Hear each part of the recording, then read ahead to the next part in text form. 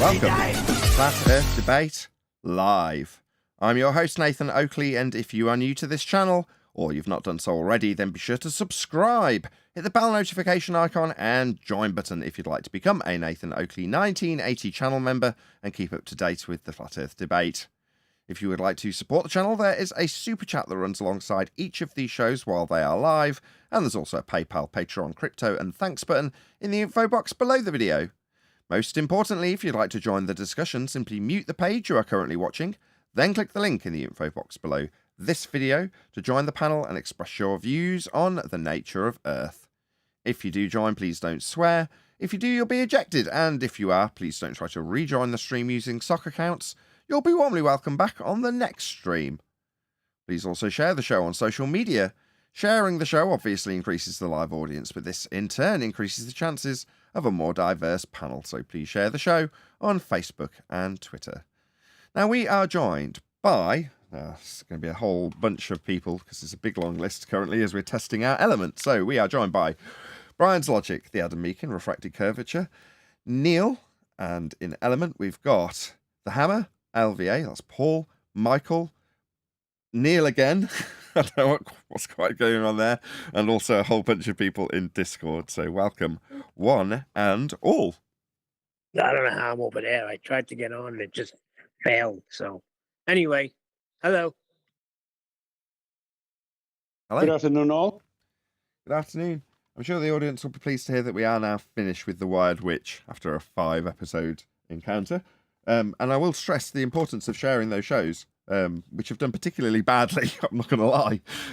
But the reason we stuck with them for 5 shows was because of the importance of what was being disseminated by our opponent, in this instance, Wired, with the Wired Witch at the helm, disseminating how they lie to children and concluding with how they don't know really anything about what they're lying about, despite the fact they've just indoctrinated a whole series of children at various stages of their educational career into nonsense they don't know anything about and are questioning the validity of even talking about it right at the end of the video. Hence, it was worth a 5-parter to cover all of that in its completeness. But today we've got something a bit more lighthearted, which has been supplied by Adam, which is a kind of parody video, which, again, I'm, as always, going in blind on. And we will ask you to go and let them know that we've responded to them by way of a comment that says, @Nathan Oakley 1980 sent me. But we'll get to that after a little bit of housekeeping. So, any evidence of axial rotation of the Earth-based variety? I would be happy if they could show Earth had an axis. You're going to need the art for that. Oh, I might as well have a 3 for 2 and go for any evidence of the R value, Earth radius. It only exists in the math. Right, we had that yesterday. Let's just think of one we haven't had in a little while. And why not? Any evidence of gas pressure without the necessary antecedent of a container to press upon? No, you need Conspiracy containment. cats. That's why you Without a have gas container, there can be pressure no in the pressure. first place. That is what gas pressure is. It's the Hello. force exerted on the walls of the containment. Containment is required for gas pressure to exist. It's the antecedent. Whoever said hello, hello. And shout out to Retro Bill. If space-time isn't a fabric, then how do you explain second-hand clothing? There's second-hand, like, reference to third dimensions? I don't really understand the joke. Neil laughed. Maybe you can explain that joke to me. If space-time isn't a fabric, then how do you explain second-hand clothing? Fabric, clothing. Fair enough. Thanks for the super chat. Really appreciate the support, Retro Bill. Okie dokie then. Right, so with that, we're going to cover a bit of, not Wired, but who is this, Adam? Maybe you can give us a bit of insight into what we're going to be covering today. Yeah, it was just a little video that I stumbled across whilst it was in my recommended bits and bobs. So I kind of just stumbled across it whilst we've been doing the Wired Witch, and just I felt it was quite poignant. What's it called? Eigen Chris or somebody, but decent amount of subscribers, 90,000 subscribers. Let me just do the plug. So yeah, it's indeed Eigen Chris is the name of the channel, and share the algorithmic YouTube love by going to this channel and assisting them algorithmically by leaving a comment that says, at Nathan Oakley 1980 sent me, and then if you wish to add something, feel free. Make sure it's polite. Obviously, don't put something that's going to get your comment removed, but let them know we've responded to their video, good, bad, or indifferent. I don't know how this is going to turn out. It says joke video, so we'll see how we get on, I guess. Yeah, and just to say, it's not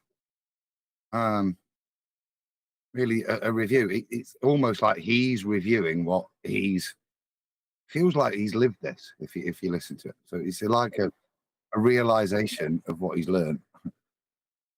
So you're in high school physics class, and your teacher asks the class, "Okay, everyone, what is the formula for momentum?" And you, being an eager young physics student, raise your hand and proudly tell your teacher that momentum equals mass times velocity. And your teacher says, "Great job. That is exactly right. Momentum equals mass times velocity." And the whole class claps and cheers for you because you got the answer right. And you go up to the front of the class, and your teacher gives you a gold star for being such a good physics student. Okay. So, is this going to mention maths at all? Should I just skirt past that at this stage, Adam? But to mention maths, Yeah. So he's yeah, just let it roll. It's okay. Is there any more? Self-critical enough. No, you're that's gonna fine. need to stop just for the odd comment. So We have got stick we've already pictures on got- screen, so I'm already pretty much assessing the level and I need to pull this apart at, if at all. And that night you go home and your parents are there and they say, "We heard you got an answer right in physics class today, and so we decided to celebrate your birthday 6 months early." And then they give you an Xbox. And so you stand proudly You see, I'm already liking this guy. with your Xbox in one hand and a copy of A Brief History of Time by Stephen Hawking in the other, and you tell yourself that this is the best day of your life. So you graduate high school with amazing grades, and then the day finally comes when you go to university to study physics. Okay. Is he really gonna? Yeah. Is he really gonna do Yeah. what we do? Yeah. Okay. And you're really excited because you are going to become a scientist. You show up to your mechanics class, and the professor asks, "What is the formula for momentum?" And you tell your professor, "Momentum equals mass times velocity." Oh. So, Adam, you've experienced this too, have you not? Yeah, a little bit. It's not so bad in chemistry, but yeah, you certainly do have a realization. What we just told you wasn't strictly correct. So then chemistry your is more adding to the model and adding mathematical concepts on top of it. The overall concept doesn't change. It's not as distinguished as you have like Newtonian and Einsteinian. Forget that Newtonian, learn this one. But yeah, I think there's a difference between adding but keeping within the same concept roughly, just adding more detail into completely changing something from 3 dimensions to a 4th dimensional. Indeed, it's without any heliocentrists getting too excited. There's a certain level of validity that you can offer to things within heliocentrism, like the purpose of its original conception, to make predictions about when certain lights are going to be there, so long as you work within the convention, as opposed to working outside of the convention. Professor gives you an angry look, and she says, "You complete idiot. This isn't some physics class for dumb babies. We are studying rotational mechanics, and in rotational mechanics, an object's momentum is defined using the inertia tensor, which is a symmetric 3x3 matrix that you can calculate by doing integrals over the mass distribution." Indeed, and how red would your face be? Nathan, That's Go on, Adam. I just want to say that on Element, there's no sound from the video coming through. It's because it's on the Like in same. D+, That's the yeah. only limitation. So yes, unfortunately, if you were on Element, the line for the video is Element's line shared. I've just run out of lines, so I've got more lines than channels.